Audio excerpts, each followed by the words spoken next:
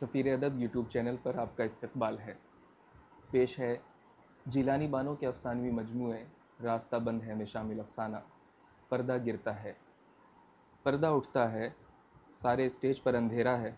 Hall में तमाशाई बैठे हैं, बहुत अहम अदीब, स्टेज और फिल्म के एक्टर, 1000 और 500 के टिकट ख़रीद कर आने वाले मुअज़्ज़ज़ मेहमान, वो सब घुप अंधियारी से मानूस होने की कोशिश कर रहे हैं। जब कोई ड्रामा शुरू होने वाला हो तो कैसा सन्नाटा सा छा जाता है, जैसे स्टेज न हो, दुनिया का मंच हो जिस पर एक औरत की कहानी शुरू हो रही है। औरत की कहानी हमेशा मज़ेदार होती है। इस कहानी को सुनाने वाला दास्तान गो सुनाते सुनाते बूढ़ा हो गया है। उसके सर के बाल सफ़ेद हो गए हैं, लेकिन जब वो स्टेज की हल्की हल्की रोशनियों के बीच आकर कहता है, एक औरत थी, ये सुनते ही सबकी निगाहें, कान उस तरफ घूम जाते हैं। फिर क्या हुआ? औरत के साथ कुछ न कुछ ज़रूर होता है। और जब स्टेज पर अंधेरा हो तो दिल ज़ोर ज़ोर से धड़कने लगता है, क्योंकि औरत को अंधेरों में डुबो लेने के बाद ही तो कहानी जन्म लेती है। अंधेरा ही तो कायनात की हर तख्लीक का हमराज है। फिर अंधेरे उजाले की डूबती उभरती परछाइयों में से रंगीन कपड़े और चमकदार टोपियां ओढ़े दो जोकर नजर आए, हाथों में डफलियां बजाते, एक दूसरे को ढकेलते, उछलते, कूदते और अपनी छिछोरी हरकतों से तमाशाइयों को नन्हे बच्चों की तरह हंसाने की कोशिश करने लगे। फिर उन्होंने तमाशाइयों से माजरत की कि वो एक औरत की कहानी सुनाने आए थे, मगर वो अभी पैदा नहीं हुई है। अब क्या करें? दोनों मस्खरों ने बड़ी देर की बहस व तकरार के बाद फैसला किया कि वो एक औरत को तख्लीक करेंगे। वो जल्दी जल्दी तरह तरह के रंग लाते, मैदा, घी, शक्कर, बहुत सी खुशबू इकट्ठी की। वो थोड़ा सा फौलाद लाए और सुलगते हुए अंगारे। फिर उन्हें ख्याल आया, मिर्च डालना ज़रूरी है, इसके बगैर औरत चटखारेदार नहीं बनेगी।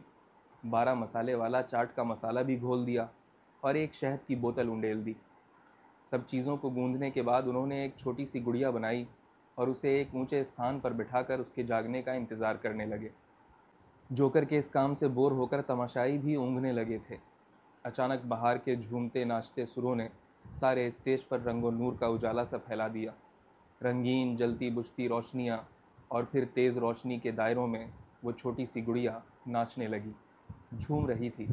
तेज़ी से घूमते घूमते उसका कद ऊंचा होने लगा, और फिर बार बार जलते बुझते चिरागों के दायरों में कुछ साए लड़की के आसपास घूमने लगे।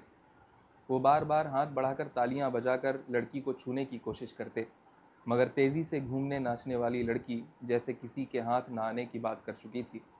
जो भी उसे पकड़ लेता, वो किसी न किसी तरह उसकी गिरफ्त से निकल भागती थी। उसके चारों तरफ पुरस्कार हियोलों का घेरा तंग होने लगा। बाहर के तेज सुर धीमे धीमे होकर भैरोई के सुरों में घुल गए और चारों ओर उजियारा चमकने लगा। रोशनी के दायरे में वो लड़की नाचते नाचते किसकी खोज में इधर उधर देख रही थी। स्टेज के पीछे कोई औरत धीमे सुरों में राग भैरव गुनगुना रही थी। मोहे भूल गए सांवरिया, आवत कह गए अजहू न आए, लेनन न कोई खबरिया। फिर अचानक बाहर के सुर गूंज उठे। ये सुर उन रंगीन रोशनी के दायरे से घूम रहे थे। लड़की ने फूल फेंक दिया, घूमते हुए दायरों में घिर के वो भी घूमने लगी। उसके आसपास नाचने वाले जोकर थम गए और खुशी से चिल्लाने लगे, क्योंकि एक बड़ा सा रंगीन फूल लड़की की तरफ बढ़ रहा था। फिर कमल के उस कटोरे जैसे फूल के बीच में से एक लड़का निकला। वो जैसे किसी नशे में मदहोश था। लड़के ने नाचते नाचते थम कर उसे देखा, और जैसे वो भी अपनी सुध बुध खो बैठी। नाचते हुए आगे बढ़कर उसने लड़के को थाम लिया। अब इन दोनों के साथ जोकर भी नाच रहे थे। बहार के सुर दुरत पर पहुंच गए। कथक के तोड़े, झटके, ठुमकियाँ, उनमें नाजो अदा भी था। दूर हटने का खौफ, फिर मिलन के सरशार लम्हों में हमागोशी की ख्वाहिश, पास आने और दूर चले जाने का अंदाज, दुरत एक हर दूसरे में समा जाने की बेताबी। हाल में बैठे तमाशाई ज़ोर ज़ोर से तालियां बजाने लगे। पास आने और रूठ जाने की अदाओं के साथ वो दोनों एक फर्जी रथ पर सवार होकर आकाश की सैर कर रहे थे। फूलों के बीच पर सो रहे थे, एक दूसरे से हमागोशी का खेल, मधुर मिलन के गीतों में मदहोश हो रहे थे। फिर जैसे लड़का इस खेल से थक गया, वो नाचती हुई लड़की की बाहों के हल्के को हटाकर धीरे धीरे दूर सरकने लगा। लड़की भी धीरे धीरे उसे पकड़ने आगे बढ़ती गई, और फिर स्टेज पर बढ़ते हुए अंधेरे ने उसे घेर लिया। अब स्टेज पर फिर उजाला बढ़ने लगा। दोनों जोकर सर खुजाते, हैरान परेशान इधर उधर कुछ ढूंढने लगे। इशारों में एक दूसरे से पूछने लगे कि वो लड़का कहाँ चला गया, क्योंकि अब वो अकेली लड़की घबराती हुई नाचते नाचते इधर उधर कुछ ढूंढ रही थी। कौन गली गयो श्याम बता दे कोई, गोकुल ढूंढूं मथुरा ढूंढूं, कोई बोलो मैं कत जाऊं, कोई बोलो कौन बोलता। जोकरों के साथ तमाशाई भी लड़के के चले जाने से बोर हो रहे थे। इस दिन हमारे जब से श्याम सिधारे, फिर वही एक तारे के उदास सुर, फिर वही मीरा। दोनों जोकर भी घबरा के एक दूसरे से कह रहे थे कि उन्होंने लड़के को क्यों जाने दिया। हॉल में बैठे हुए तमाशाइयों से भी उन्होंने लड़के के चले जाने पर इस दिलचस्प तमाशे के ख़त्म हो जाने का अफसोस किया और फिर अपनी छिछोरी हरकतों से सबको हंसाने की कोशिश करने लगे। कभी एक दूसरे की टांग खींचकर गिरा दिया, फिर लड़ने से पहले अपने कपड़े उतारना शुरू कर दिए, एक के नीचे एक और। इतने कपड़े थे कि ख़त्म ही नहीं हो रहे थे। उन्होंने फिर एक बार तमाशाइयों के आगे हार मान ली। अचानक उनकी नज़र स्टेज के एक अंधेरे कोने पर गई। वो बाल खोले, एक तारा एक तरफ डाले, बहुत उदास, पेट थामे, हल्के हल्के दर्द से रो रही थी। दोनों जोकर घबरा गए। उन्होंने दर्द से कराहती हुई लड़की को पास जाकर देखा और कुछ समझकर एक दूसरे को देखकर मुस्कुराने लगे।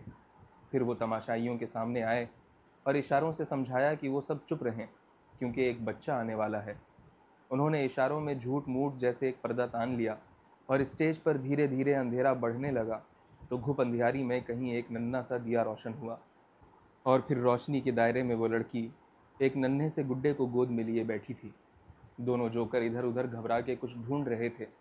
उनकी नज़र लड़की पर पड़ी और वो तालियां बजाकर खुशी के मारे नाचने लगे।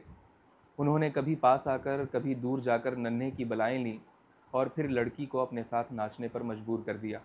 अब वो तीनों बच्चे के आसपास नाच रहे थे, खुशी से झूम रहे थे, तालियां बजाकर लोरियां सुनाकर बच्चे को बहला रहे थे। उन्होंने हाथ के इशारों से एक झूला बनाया और उसमें बच्चे को लिटा के झूला झुलाने लगे। अब माँ के लिए बड़ी कठिनाइयाँ थीं।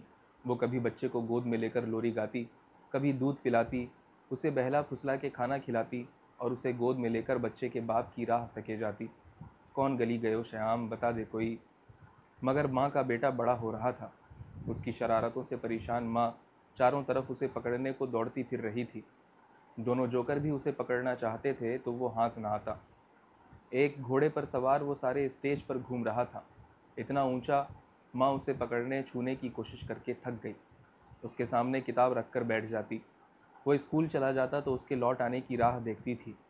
दोनों जोकर माँ की परेशानी देखकर स्टेज के बीच में आए और इशारों में तमाशाइयों को बताने लगे कि वो माँ बनकर नाचना गाना सब भूल गई है।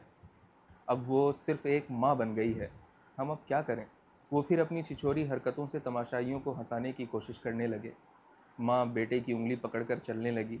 फिर बेटा दौड़ने लगा। माँ उसके पीछे पीछे दौड़ने में थक गई। वो शरारत से चीज़ें तोड़ने लगा।